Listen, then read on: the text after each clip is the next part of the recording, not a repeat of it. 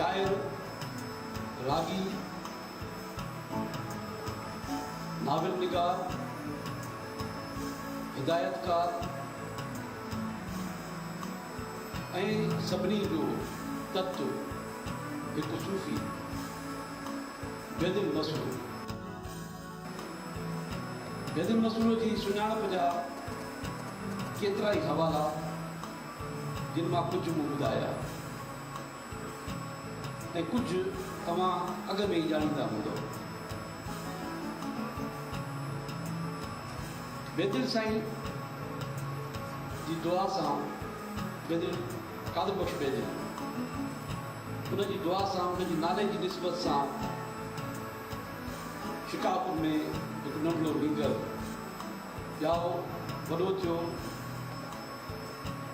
ऐं उन में बेदिल साईं जा केतिरा ई गुण मुंतकिल थिया। नाले जो असरु ज़रूरु थींदो आहे ऐं उहो असरु असां बेदिल जे सभिनी शख़्सियत में ॾिसूं था। अयाज़ साहब, शेख अयाज़ सिंधी ॿोलीअ जो अज़ीम तर शाइर, महान शाइर, उनजी दात, उनजे फ़िक्र, उनजे फ़न उनखे जंहिं ऊचाईअ ते पहुचायो, सिंधी क़ौम जी, सिंधी अदब जी, सिंधी शाइरी जी सुञाणप बणिजी वियो। उनखे माण्हुनि ताईं पहुचाइण में जिन जिन माण्हुनि जो हथु आहे, ख़ासि तौर ते बनाला मोहम्मद इब्राहिम जोयो, रसूल बख़्श परी जो, जिन उनखे, उनजे फ़न खे, उनजे फ़िक्र खे माण्हुनि ताईं पहुचाइण में वॾो किरदारु अदा कयो, उन में ॿ नाला ॿिया शामिल कजनि त बहितरु थींदो।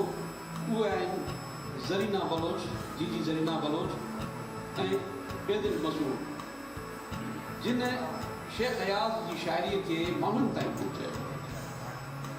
शेख अयाज़ बराबरि वॾो शाइर हुयो, पर वॾो शाइर को बि माण्हू एसि ताईं थी नथो सघे जेसि ताईं अवाम वटि नथो पहुचे। ऐं अवाम वटि पहुचाइण लाइ बेदिल जेको किरदारु अदा कयो, उहो बि तारीख़ जो हिकिड़ो हिसो आहे। जॾहिं बि शेख अयाज़ जो ऐं क़ौमी शाइरीअ जे ॻाइण जो ज़िक्र थींदो, तॾहिं बेदिल मसूर जो ज़िक्र ज़रूरु थींदो।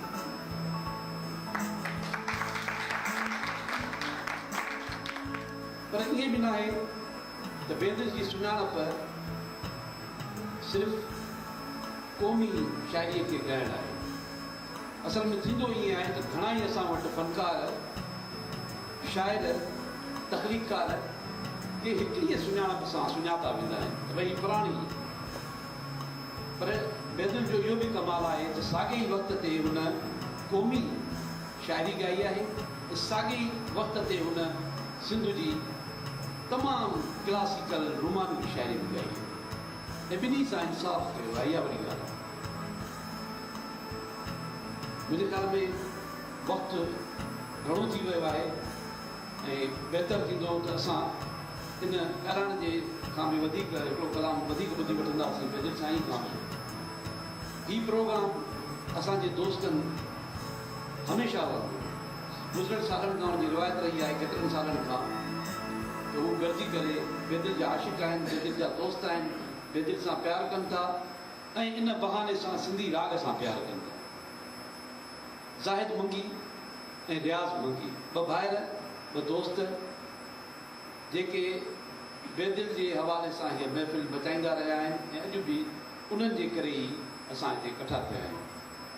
मां गुज़ारिश कंदुसि रियाज़ मंगीअ खे त हू अचे ऐं बेदिल साईं खे असांजी रिवायतुनि मूजिबि, सकाफ़ती रिवायतुनि मूजिबि अजर कोठाए।